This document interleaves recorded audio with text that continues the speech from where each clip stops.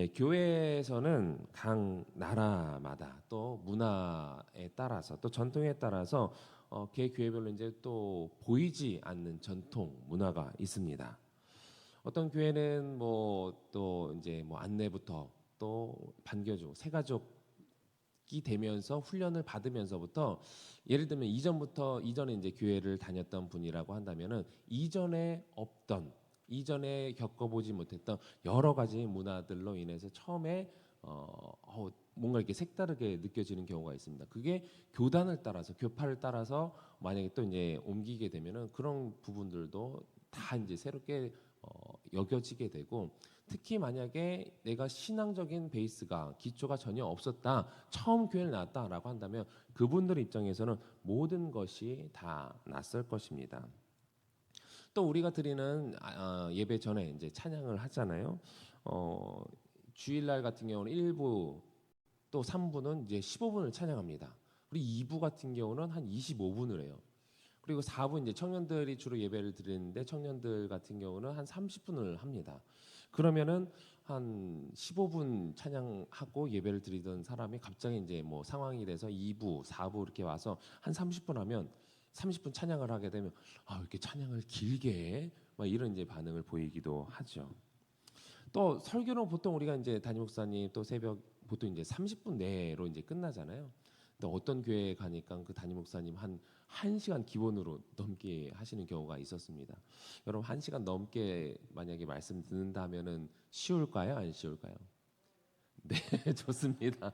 어떤 분이 이제 강사로 오셔가지고 이제 색다르게 하신다라고 한다면 그래 어쩌다 한번 1시간 정도는 괜찮겠는데 매 주일마다 1시간 새벽마다 1시간 그러면 이제 어떤 분은 좀 기도하고 싶은데 왜 담임 목사님은 왜 그렇게 저희 담임 목사님이 그렇다는 게 아니라 다른 교회 만약에 그런 교회를 갔다고 한다면 처음에는 왜 이렇게 길어 이렇게 생각되시겠지만 또 익숙해지면 1시간도 이제 짧게 여겨질 수도 있습니다. 뭐 아프리카에서는 하루 종일 뭐 예배를 드린다는 말도 있는데요.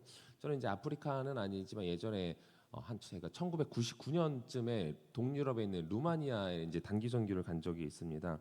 거기에서 이제 현지인들이 다니는 그 교회를 간 적이 있었는데 선교사님이 저희 이제 선교팀이랑 함께 그 갑자기 이제 교회를 딱 갔는데 이미 예배를 드리고 있는 거예요. 그래서 왜 예배 중에 우리를 데리고 왔나? 맨 처음에 의아했는데 그래서 이제 막 찬양을 하고 한 30분 넘게 찬양했던 것 같아요. 30분 넘게 찬양하고 그다음에 어떤 분이 나와서 한 30분 뭐 이제 그 나라 루마니아 말로 이제 설교를 하셨기 때문에 이제 모르는 말 계속 하니까 이제 이게 30분 지난 건지 1시간 지났는지 잘 모르는 상황에서 어쨌든 한 그 정도 지났던 것 같아요. 그래서 이제 예배가 끝나가나 보다. 누가 나와서 이제 뭐 또 다른 사람이 와서 광고 같은 걸 무슨 소리였는지 모르겠지만 광고 같은 걸 하시는 거예요. 그러더니 갑자기 그분이 찬양을 하시는 거예요. 그렇게 한 2, 30분 또 찬양을 해요.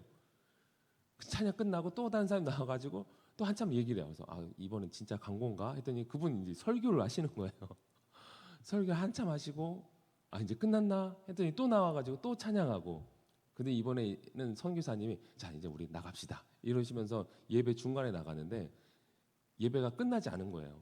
계속 하고 있었던 그런 상황이어서 이게 아프리카에서만 그런다는 얘기는 들었는데 동유럽도 또 동유럽뿐만 아니라 그 교회만의 특수한 상황이었는지 아니었는지 모르겠지만 이제 선교사님 말로는 일반적으로 이제 그렇게 드린다. 특히 이제 집시들이 다니는 교회는 또 그런다 그런 얘기는 이제 제가 들었는데 여러분은 지금 그렇게 예배를 드린다고 한다면은 특히 바쁘게 돌아가는 우리 한국 사회에 있어서는 정말 이것이 쉽지 않을 겁니다. 문화라든지 자라온 환경 또 배경에 따라서 뭐 일어나서 찬양을 한다든지 뭐 두 손 들고 찬양을 한다든지 뭐 어떤 분은 통성기도가 낯설 수 있고 어떤 분은 묵상기도가 낯설 수 있고 그런 것들이 이 낯설게만 여기면 괜찮은데 상황에 따라서 교회가 개인이 또는 개인이 교회를 이게 뭐지? 저 사람은 뭐지? 이렇게 잘못된 시선으로 바라보기도 합니다.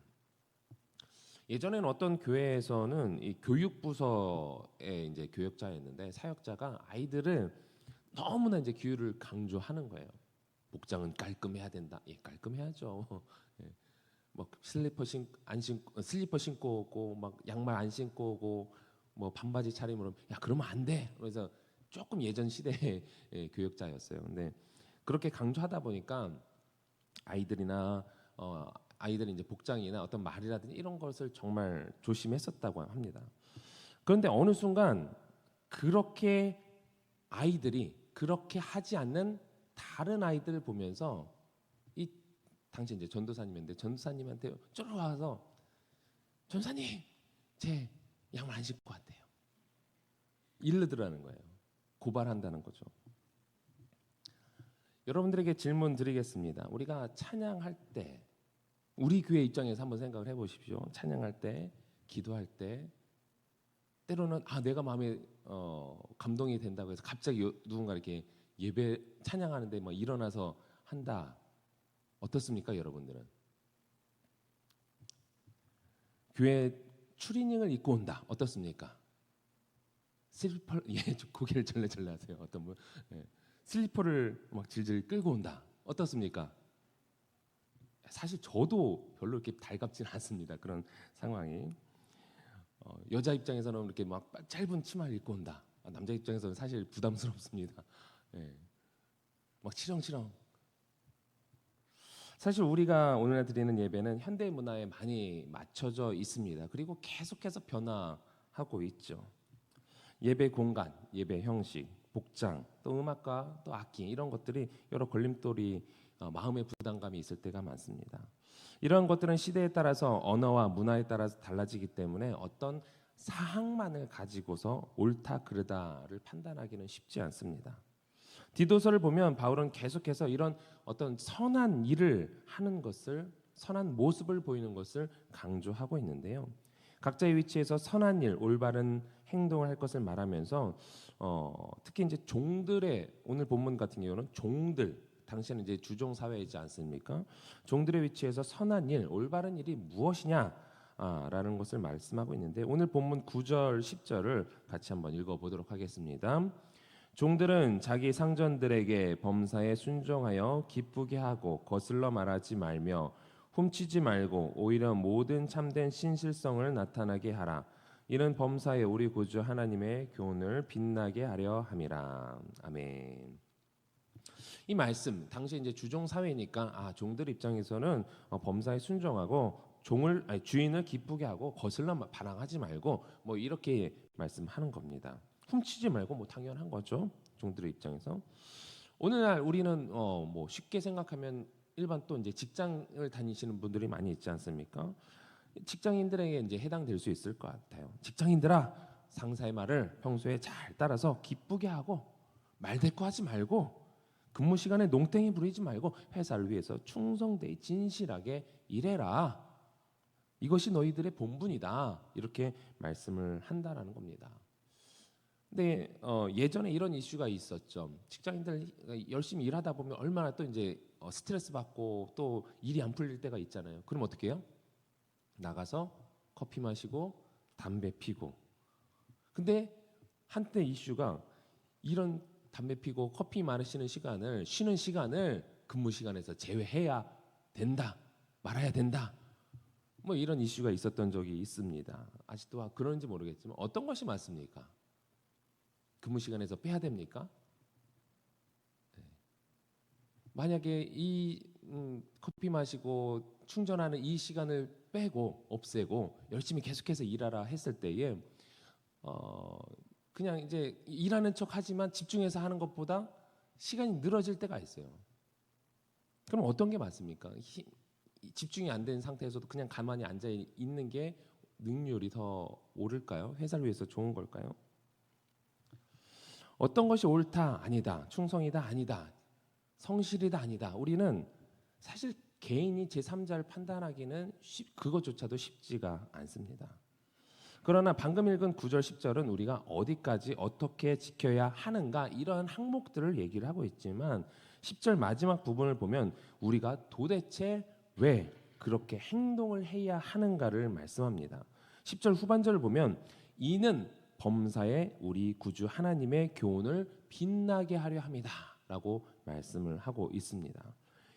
우리 구주 하나님의 교훈, 그러니까 우리의 신앙생활 열심히 하는, 성실하고 또 순종하고 직장에서 성실히 일하고 이런 모든 것들, 거기서 세세하게 말하는 것 제외뿐만 아니라 우리가 어떤 일을 함에 있어서 하나님의 교훈을 빛나게 하기 위해서 우리가 그러한 삶을 살아야 한다라는 것이에요. 우리가 사람들이 보기에 합당한 삶을 사는 이유는 우리의 삶을 통해서 하나님의 교훈은 곧 말씀이죠. 말씀, 곧 예수 그리스도의 복음, 이 복음이 빛나게 하기 위함이라는 것입니다. 복음을 믿는 이 본문상으로서는 이 종이 상전에게 대들지 않고 뒤에 가서 뒷담하지 않고 상전의 기쁨을 위해서 성실하게 일을 해야 하는 이유는 이 종의, 하나님을 믿는 종의 모습을 통해서 하나님의 복음이 빛을 발하게 하기 위함이라는 것입니다. 내가 속한 직장, 사업장, 또 이웃과의 관계에서 내가 어느 위치에 있든 종이든 주인이든 우리의 모습을 통해서 하나님의 복음의 빛을 발할 수 있는 여러분들이 되시길 바랍니다. 그런데 이러한 선한 삶, 선한 행동들은 그냥 나오는 것이 아닙니다. 내가 그렇게 살고 싶다고 해서 그냥 나오는 것이 아니죠. 오늘 본문 11절 말씀을 다시 한번 읽어보겠습니다. 시작. 모든 사람에게 구원을 주시는 하나님의 은혜가 나타나. 하나님께서는 모든 사람에게 구원을 베푸셨습니다. 그것이 은혜이죠. 나 받기 싫은데요. 나 받을 생각 없었는데요. 그럼에도 불구하고 다 주셨다라는 거예요. 우리에게 베풀어진 그 은혜를 우리가 누리고 감사하고 또 믿음으로 반응할 때 우리는 이렇게 살 수 있다는 것입니다. 그 은혜가 우리를 이렇게 가르친다는 것인데 12절 말씀 읽어보겠습니다. 시작. 우리를 양육하시되 경건하지 않은 것과 이 세상 정욕을 다 버리고 신중함과 의로움과 경건함으로 이 세상에 살고. 아멘. 11절 모든 사람에게 구원을 주시는 그 하나님의 은혜가 우리를 양육하시는데 어떻게 양육하시냐? 경건하지 않은 것과 이 세상 정욕을 다 버리고 신중함과 의로움과 경건함으로 이 세상을 살아가게 한다라는 것입니다. 그래서 사람과의 관계에 있어서 신중함, 의로움, 경건함으로 이 세상을 살 수 있는 능력이 그 은혜로 말미암아 주어졌다는 것입니다. 그리고 그렇게 살아가면서 13절을 보면요. 복스러운 소망과 우리의 크신 하나님 구주 예수 그리스도의 영광이 나타나심을 기다리게 하신다. 이 세상의 소망이 아니라 언젠가 사라질 소망이 아니라 복스러운 소망, 곧 예수님께서 이 땅에 다시 오실 그 영광의 날을 기대하면서 살아간다는 것이죠. 우리의 목표는 단순히 우리 주변의 사람을 기쁘게 하고 즐겁게 하고 만족시키고 거기서 끝나는 것이 아니라 주님께서 다시 오실 것, 주님께서 다시 오실 때에 우리를 통해서 맺어진 그 열매를 통해서 그것을 우리가 기대하면서 우리가 살아가게 된다는 거예요. 그래서 14절은 다시 오실 주님이 어떤 분이냐를 설명하고 있는데 14절 말씀 같이 읽어보겠습니다. 시작. 그가 우리를 대신하여 자신을 주심은 모든 불법에서 우리를 속량하시고 우리를 깨끗하게 하사 선한 일을 열심히 하는 자기 백성이 되게 하려 하심이니라. 아멘. 우리를 위하여서 자신의 모든 것을 주셨는데 그것은 모든 불법에서 우리를 속량하시고 우리를 깨끗하게 이미 하셨고 그로 말미암아 우리가 선한 일을 열심히 하는 자기 백성이 되게. 우리를 이미 구원하셨어요. 구원하신 이유가 무엇이냐? 선한 자기 일을 하는 백성이 되게 하기 위해서 우리를 구원하셨다는 거예요. 우리에게 은혜를 베푸셨다는 거예요. 우리를 위해 그렇게 십자가에 달려 돌아가셨다는 것이죠. 우리를 구원하신 그 분명한 목적이 있다라는 것을 말씀하고 있습니다. 내가 예수님 믿고 구원받았다? 감사하다. 이걸로 끝이 아니라 이것이 우리의 신앙생활이 아니라 선한 일을 열심히 하는 자기 백성이 되게 하시기 위해서 우리를 구원하셨음을 기억하면서 그에 맞는 삶을 살아가는 것. 이것이 우리의 그리스도인의 신앙생활이 되어야 하는 것입니다. 그렇기 때문에 빌립보서 2장 12절도 이렇게 말씀합니다. 시작. 그러므로 나의 사랑하는 자들아, 너희가 나 있을 때뿐 아니라 더욱 지금 나 없을 때에도 항상 복종하여 두렵고 떨림으로 너희 구원을 이루라. 아멘. 지도자였던 이 바울이 있고 없고 누구의 눈치를 눈치를 보는 것이 아니라 이미 우리가 구원을 받았기 때문에 하나님이 우리 안에 계시기 때문에 그 누구의 눈치를 보는 것이 아니라 항상 하나님께 복종하고 두렵고 떨림으로 우리 자신의 그 구원을, 여기서는 이 구원을 완성시켜 가라는 거예요. 이미 받은 그 구원 완성시켜 가라는 거예요. 구원받은 자로서의 합당한 삶을 살아가라. 이것이 빌립보서 2장 12절뿐만 아니라 성경 전체가 말씀하는 바인 것입니다. 그런데 내가 구원받았다라는 그 지식으로 구원받은 자로서의 합당한 삶을 살 수 있는 것은 아닙니다.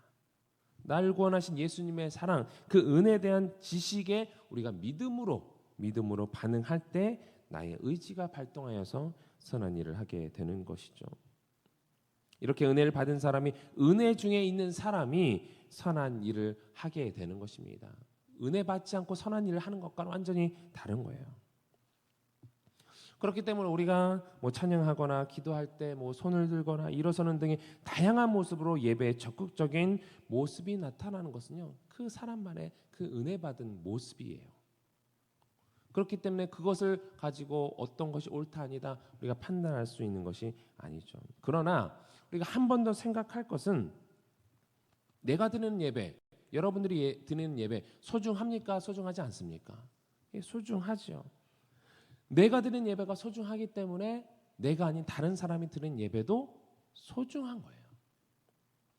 그래서 교회에 추리닝을 입고 오는 것이 옳고 그르냐에 앞서서 은혜를 받은 사람이라면 그 문화에 맞게 내가 드리는 이 예배, 나의 모습이 다른 사람에게 방해가 되지 않을까? 나만 예배 드리면 됐지. 내가 이 모습 그대로 예배 드리겠다는데 만약에 그 모습 나왔다 할지라도 그 모습이 혹여나 그 문화상에서 다른 사람에게 방해가 될 수 있지 않을까? 우리가 정말 그리스도인이라면 한번 생각해 봐야 되는 것이죠. 예를 들면 우리가 예배 현장에 깔끔하게 정장을 입고 오면 좋잖아요. 그런데 아프리카 오지에서 정장을 입고 예배 자리에 나온다면 현지 사람들은 어떻게 생각할까요? 쟤 이상한 옷 입고 왔네? 아마 아프리카 사람들은 그렇게 반응할 겁니다. 그 문화에 만약에 그 사람들이 나의 모습을 보고 이상하게 여길까? 한 번쯤 우리가 생각해 볼 수 있는 거예요. 물론 선교사님이라면 물론 또 특별한 옷을 입고 올 수 있겠지만 만약에 일반 예배자의 모습으로 나간다, 아마 이상한 시선으로 볼 수 있을 거예요. 구약에서 많은 율법이 주어진 것은 우리로 하나님의 거룩성을 깨닫게 하기 위함인 거예요. 정결한 것이 무엇인지, 부정한 것이 무엇인지, 우리가 어떻게 하면 거룩하신 하나님 앞에 거룩한 모습으로 나올 수 있을지 스스로를 구별하기 위해 주어진 것입니다. 그러나 시간이 흘러서 각자가 하나님 앞에서의 거룩이라는 목적이 상실된 채 사람 사이에서 상대적인 거룩에 몰두하면서 단순히 지키기 위한 율법으로 이제 변질되었는데, 오늘날의 우리의 어떤 시선, 나의 어떤 모습, 그것이 너무 자율적으로 가지는 않느냐, 너무 율법적으로 가지 않느냐, 우리가 그건 한번 생각해 볼 필요가 있습니다. 하나님께서 우리 각자에게 원하신 그런 어떤 규칙들, 하나님께서 우리에게 주셨다라기보다는 우리 스스로의 문화에 맞춰서 또 오늘날의 상황에 맞춰서 변화된 것이 있습니다. 그 하나하나를 우리가 다 맞출 수는 없어요. 그러나 나의 중심을 살펴볼 수가 있습니다. 나의 중심이 정말 하나님께서 기뻐하시는 모습으로 이 자리에 있는지, 또 우리의 삶의 현장에 돌아갔을 때 하나님의 기뻐하시는 자로서 그 현장에 하나님의 백성으로서 우리가 교회에서만 신앙생활을 하는 것이 아니라 우리의 삶에서도 신앙 생활을 해야 되는 거예요. 믿는 자로서의 본을 보여야 하는 것입니다. 오늘도 하나님의 백성으로서의 삶을 살아갈 수 있는 여러분들이 되시길 바랍니다. 10절 후반절 우리가 다시 한번 읽어보면요. 10절 후반절 이는 범사에 우리 구주 하나님의 교훈을 빛나게 하려 합니다라고 말씀하고 있습니다. 범사에 모든 일에서 하나님의 복음이 예수 그리스도의 그 복음이 빛나야 된다라고 말씀을 하고 있습니다. 우리를 통해서 여러분들을 통해서 모든 일을 통해서 평소에 모든 순간에 예수 그리스도의 이름이 드러나야 한다는 것이죠. 이것은 억지로가 아니라 예수님의 은혜 가운데 살아갈 때 드러나게 되는 것입니다. 그런 삶을 살아가는 여러분들이 되시기를 주님의 이름으로 축원합니다. 우리 함께 주신 말씀 기억하면서 기도하실 때에 오늘 하루 은혜 충만하게 우리의 삶 가운데 오셔서 우리의 삶이 은혜로 충만할 수 있도록 또 그 은혜로 인한 선한 삶을 살게 하여 주셔서 주의 말씀을 증거하는 삶을 살게 해달라고 또 우리 다음 세대 부흥을 위해서 기도하시고 둔촌동 시대가 활짝 열리게 해달라고 또 각자의 기도 제목을 놓고 우리 주님 3번 간절히 부르고 통성으로 기도하겠습니다. 주여